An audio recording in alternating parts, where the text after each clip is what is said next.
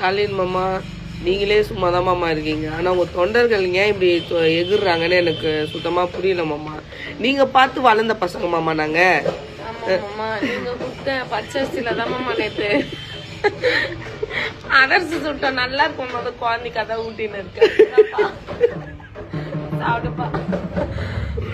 இப்படி எல்லாம் நாங்க நீங்க குடுக்கிற பொருள் எல்லாம் நாங்க வேஸ்ட் பண்ணாம அதர்ஸ் எல்லாம் சுட்டு நாங்க இந்த மாதிரி எல்லாம் உங்களை வந்து உயர்த்தி வைக்கிறோம். இல்ல இந்த வாட்டினா பரவாயில்ல. வேஷ்டி போன வாட்டி வேஷ்டி வாங்கினா புடவை இல்லையா, புடவை வாங்கினா வேஸ்ட் இல்லையா. மாமா கொஞ்சம் கட்டின பொங்கல் கொண்டாடணுமா?